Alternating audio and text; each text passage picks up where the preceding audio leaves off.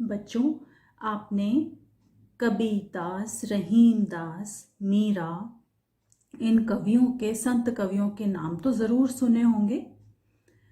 और ये जो संत कवि थे, इनके दोहों में ये जो लिखते थे उसकी विशेषता पता है क्या है? कि ये अपने अनुभव से लिखते थे। जो कुछ वो अपने जीवन में अनुभव करते थे उससे ही वो लिखते थे, और लिखने के माध्यम से, अपने दोहों के माध्यम से, अपने पदों के माध्यम से अपना वो अनुभव से प्राप्त किया हुआ ज्ञान वो हम तक पहुंचाने की कोशिश करते थे।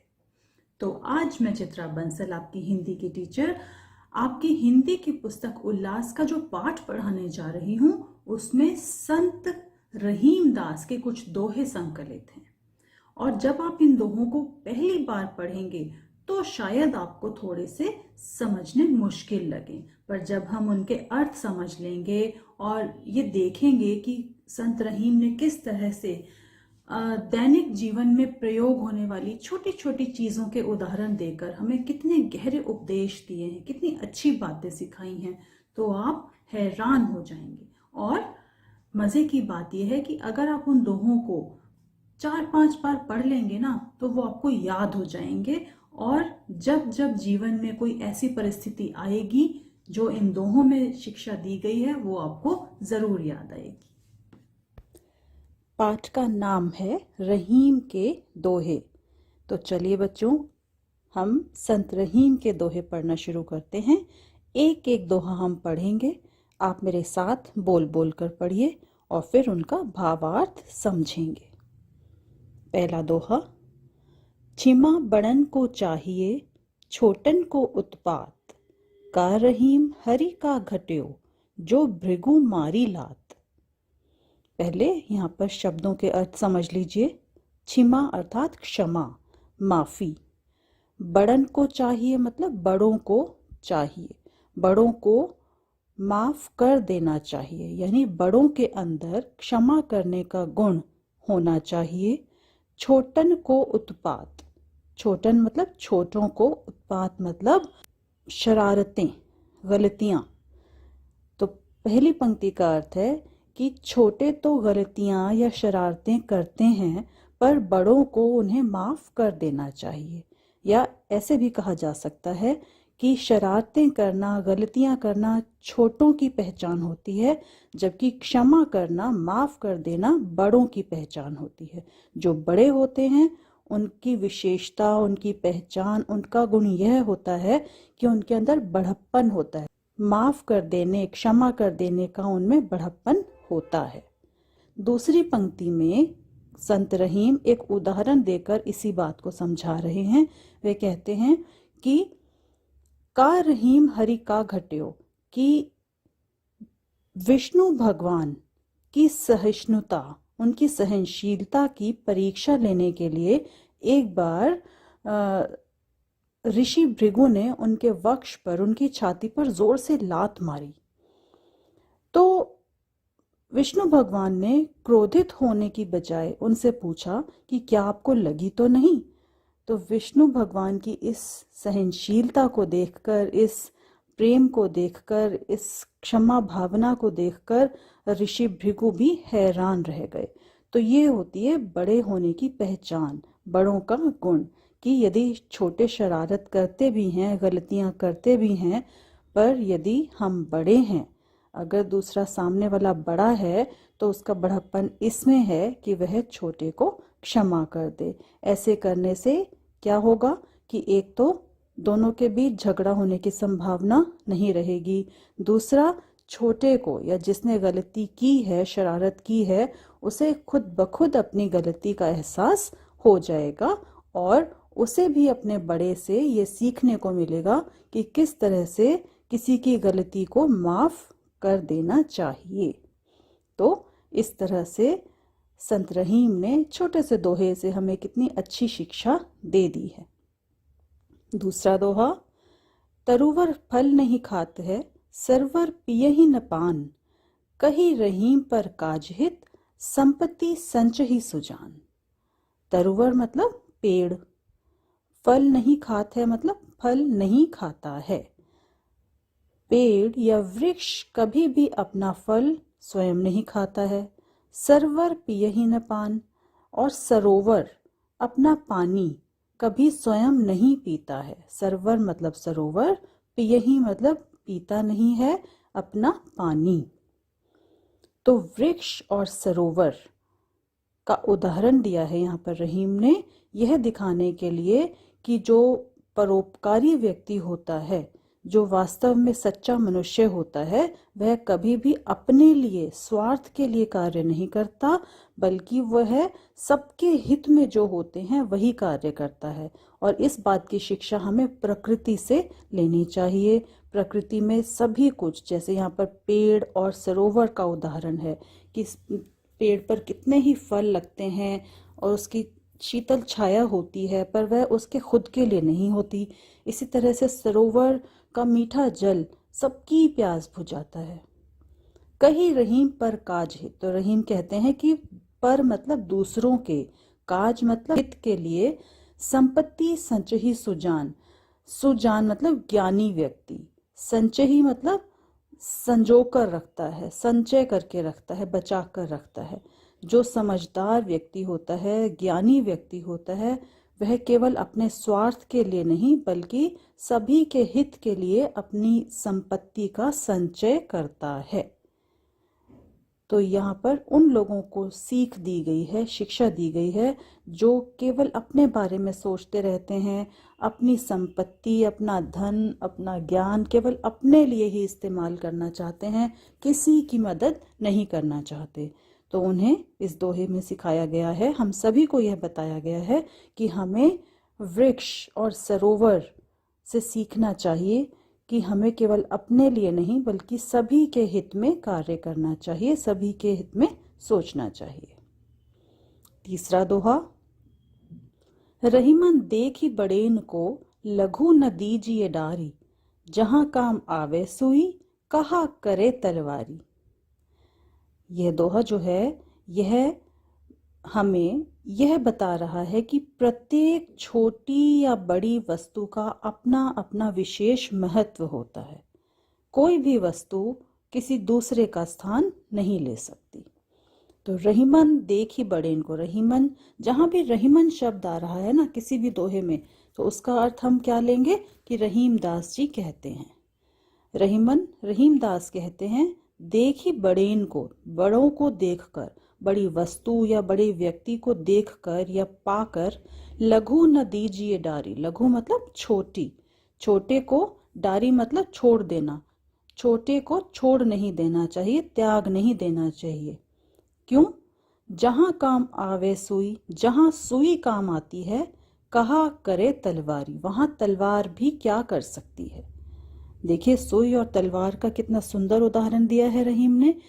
सुई कितनी छोटी होती है देखने में, और तलवार कितनी बड़ी है, उसकी तेज धार होती है, पर फिर भी क्या जो काम सुई कर सकती है वह तलवार कर सकती है? सुई जोड़ने का काम करती है, तलवार काटने का काम करती है। जो काम सुई कर सकती है, इतनी छोटी होते हुए भी वो तलवार नहीं कर सकती, चाहे वह सुई की अपेक्षा कितनी ही बड़ी है और उसकी धार कितनी तेज है। तो कहने का अर्थ यह है कि किसी बड़ी वस्तु या व्यक्ति को पाने पर हमें छोटे को त्याग नहीं देना चाहिए, उसे बेकार नहीं समझना चाहिए, भूलना नहीं चाहिए, क्योंकि जहां छोटा व्यक्ति या वस्तु काम आ सकते हैं वहां बड़े भी कुछ नहीं कर सकते। या कहने का मतलब ये है कि हर एक का अपना अपना विशेष महत्व है, अपनी अपनी उपयोगिता है, अपना अपना स्थान है। एक कोई भी एक दूसरे का स्थान नहीं ले सकता। तो एक के होने पर दूसरे को भूल जाना या उसको तुच्छ समझने लगना या उसको महत्वहीन समझना, ये गलत है, ऐसा हमें नहीं करना चाहिए। चलिए आगे देखते हैं। बिगड़ी बात बने नहीं, लाख करो किन कोय, रहीमन बिगड़े दूध को, मथे न माखन होए। बहुत ही सुंदर उदाहरण दिया है संत रहीम ने, और एक साधारण सी वस्तु का, दूध का उदाहरण देकर उन्होंने हमें समझाया है कि रिश्तों को, संबंधों को बनाकर रखना चाहिए। वो एक बार बिगड़ जाते हैं तो फिर बन नहीं सकते। जैसे रहीम कहते हैं बिगड़ी बात बने नहीं। जो बात एक बार बिगड़ जाती है, बात का मतलब रिश्ते या संबंध, फिर बन नहीं पाते, फिर दोबारा से वो उस उनमें पहले वाली मिठास नहीं आ पाती। लाख करो किन कोय, अर्थात लाख प्रयत्न करें पर जो बात, जो संबंध, जो रिश्ते बिगड़ गए वो दोबारा फिर पहले की तरह नहीं बन पाते। रहीमन बिगड़े दूध को मथे न माखन होए। रहीमदास कहते हैं कि जैसे दूध एक बार बिगड़ जाए या फट जाए तो उसको लाख मथते रहो पर उसमें से मक्खन नहीं निकल सकता। तो मक्खन जो है वो दूध की सबसे अच्छी फॉर्म होती है, जो उसका सबसे अंदर का जो पवित्र अमृत तुल्य जो हिस्सा होता है वो है मक्खन। तो ये बात ठीक है कि अगर दूध फट जाता है हम उसको किसी और इस्तेमाल में ला सकते हैं, उसमें खटास आ जाती है। रिश्तों में भी इसी तरह से एक बार खटास आ जाती है तो फिर वो थोड़े बहुत चलते रहेंगे, बात चलती रहेगी, लेकिन पहले वाली मिठास, दूध में से मक्खन नहीं निकल सकता। पहले वाली मिठास, मधुरता उन रिश्तों में, उन बातों में, संबंधों में फिर नहीं आ सकती। तो कहने का मतलब है कि रिश्तों को, बातों को, संबंधों को बिगड़ने से बचाना चाहिए। आगे देखिए, जो रहीम उत्तम प्रकृति का करी सकत कुसंग, चंदन विष व्यापत नहीं लिपटे रहत भुजंग। रहीमदास कहते हैं कि जो लोग उत्तम प्रकृति के, मतलब उत्तम स्वभाव के होते हैं, जिनका स्वभाव सचमुच अच्छा होता है, का करी सकत कुसंग, उनका कुसंगति भी कुछ नहीं बिगाड़ सकती। यानी कि जो परिपक्व हो जाते हैं, जिनका स्वभाव श्रेष्ठ होता है, अच्छा होता है, और जो अपने स्वभाव पर, अच्छे स्वभाव पर अटल होते हैं, उनका कुसंगति भी कुछ बिगाड़ नहीं पाती। इसके लिए उदाहरण दिया है अगली पंक्ति में, चंदन विष व्यापत नहीं लिपटे रहत भुजंग। जिस प्रकार चंदन के वृक्ष पर सदा सांप लिपटे रहते हैं, पर फिर भी चंदन की खुशबू में कमी नहीं आती, या चंदन में विष नहीं मिल जाता, चंदन उतना ही सुगंधित और पवित्र रहता है। तो जिस तरह से चंदन के ऊपर सांप के वृक्ष का कोई असर नहीं होता, भले ही चंदन के पेड़ पर सांप लिपटे रहते हैं, उसी तरह से वे व्यक्ति जिनका स्वभाव श्रेष्ठ होता है, जो अपनी श्रेष्ठता में परिपक्व हो चुके होते हैं, उन पर कुसंगति का भी कोई प्रभाव नहीं पड़ता। तो यहाँ रहीम यह कहना चाह रहे हैं कि अन्यथा तो हमें कुसंगति से दूर रहना चाहिए, पर कुसंगति भी उन्हें ही प्रभावित कर सकती है जिन्हें अपने ऊपर विश्वास नहीं होता, जिनके श्रेष्ठता में, जिनकी महानता में कुछ कमी होती है, जो पूरी अच्छे तरीके से सधे नहीं होते, जो अपने स्वभाव में, अपनी श्रेष्ठता में सध जाते हैं, श्रेष्ठता उनका सहज स्वभाव बन जाता है, फिर कुसंगति या आसपास की वातावरण की बुराइयां भी उन पर कोई दुष्प्रभाव नहीं डाल पाती हैं। इससे हम एक बात और सीख सकते हैं कि देखिए, पर्यावरण में आज आसपास में, हवा में, पानी में अनेक बीमारियां हैं, पर वो प्रभावित किसको कर पाती हैं, बीमार किसे कर पाती हैं? जिनकी रोग प्रतिरोधक क्षमता, जिनकी इम्यूनिटी वीक होती है, कमज़ोर होती है, जो अंदर से मजबूत होते हैं, जिनकी इम्यूनिटी, जिनकी रोग प्रतिरोधक क्षमता मजबूत होती है, उनके ऊपर इन रोगों का, इन वातावरण में, पर्यावरण में व्याप्त बीमारियों का कोई असर नहीं होता। तो ये बात और हम सीख सकते हैं। इसलिए हमें अपनी इम्यूनिटी को, अपनी रोग प्रतिरोधक क्षमता को, अपने स्वभाव को, अपनी श्रेष्ठता को बनाए रखना चाहिए, बनाए रखने का, श्रेष्ठ रखने का प्रयत्न करना चाहिए। अगला दोहा देखिए, टूटे सुजन मनाइए, जो टूटे 100 बार, रहीमन फिरी फिरी पोइए, टूटे मुक्ताहार। संत रहीम कह रहे हैं कि सज्जन व्यक्ति या अच्छे मित्र यदि आपसे रूठ जाएं तो उन्हें 100 बार मना लीजिए। सच्चा व्यक्ति जो होता है, अच्छे मित्र जो होते हैं, बड़ी मुश्किल से मिलते हैं, और अगर वो आपसे किसी बात पर नाराज हो जाते हैं, रूठ जाते हैं, तो उन्हें मना लेने में ही भलाई है। क्योंकि रहीमन फिरी फिरी पोइए टूटे मुक्ताहार, जो कीमती हार होते हैं, कीमती मोतियों के हार होते हैं, यदि वह टूट जाएं तो हम उन्हें जोड़ते हैं ना, वो टूट जाते हैं, बिखर जाते हैं, तो हम उन्हें बिखरने तो नहीं देते। क्यों? क्योंकि वह बहुत कीमती हैं।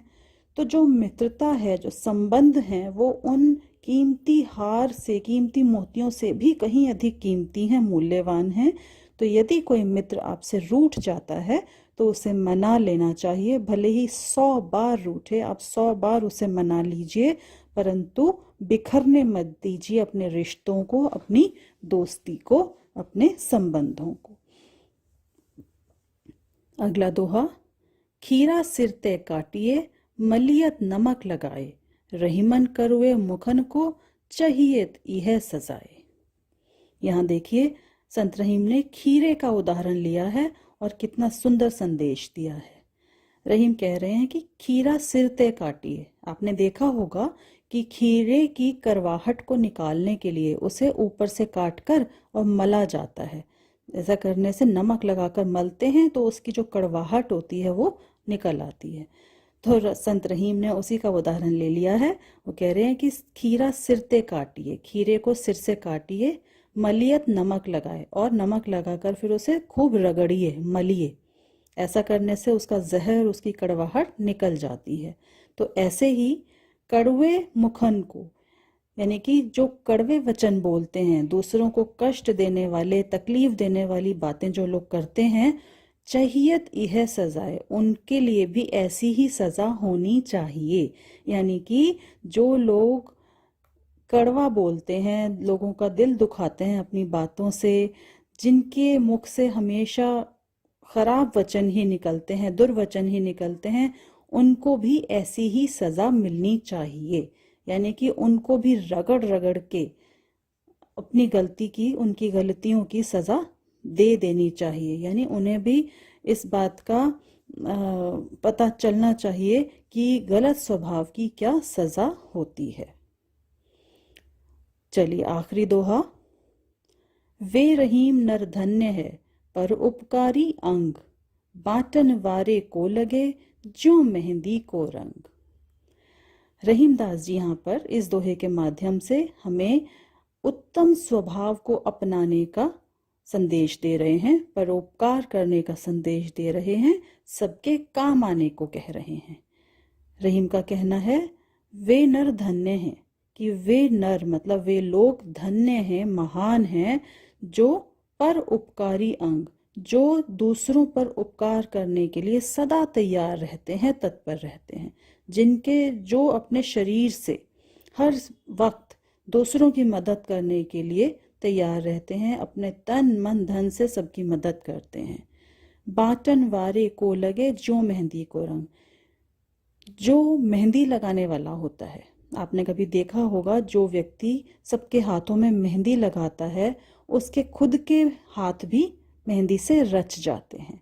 यानी मेहंदी लगा तो वो रहा है दूसरे के हाथ में, पर उस मेहंदी का रंग उसके खुद के हाथ में भी चढ़ जाता है, उसके हाथ भी उससे मेहंदी से रच जाते हैं। तो कहने का मतलब यह है कि यदि हम किसी की मदद करेंगे तो हमारी मदद खुद ब खुद हो जाएगी। हम दूसरों की तकलीफ को दूर करेंगे, दूसरों के काम आएंगे, तो हमारी तकलीफें अपने आप ही दूर हो जाएंगी। फिर हमें उसके लिए किसी के आगे हाथ फैलाने की ज़रूरत ही नहीं पड़ेगी।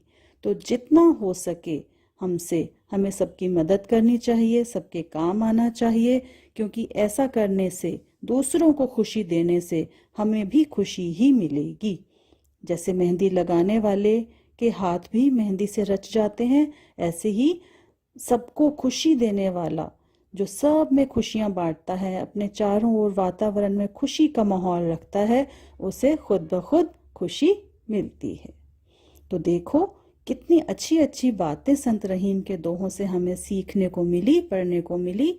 अब अगर हम इन्हें याद रखें तो हमारा जीवन कितना सुंदर बन सकता है। तो हमने देखा कि बड़ों को क्या शोभा देता है, माफ कर देना। रहीम ने बिगड़ी बात की तुलना किससे की है, फटे हुए दूध से। खीरे का सिर काटकर नमक क्यों लगाया जाता है, उसकी कड़वाहट को दूर करने के लिए। छोटे छोटे उदाहरण देकर जो रहीम ने इतनी बड़ी बड़ी बातें हमें समझाई हैं, उन्हें हम ध्यान रखेंगे और अपने स्वभाव को सुंदर बनाते जाएंगे। तो बच्चों, देखा हमने संत रहीम के 8 दोहे इस पाठ में पढ़े और हर दोहे का कितना प्यारा, कितना गहरा संदेश है, कितनी अच्छी सीख है। अगर हम इन 8 दोहों को भी याद रख लें, इनमें जो सीख दी गई है उन्हें समझ लें, तो हम अपने जीवन में आगे बढ़ सकते हैं, सफल हो सकते हैं और हमारे संबंध भी सबके साथ बहुत मधुर हो सकते हैं। तो मुझे उम्मीद है कि आप इन दोहों को याद रखेंगे और अपने जीवन को बेहतर बनाने की कोशिश करेंगे।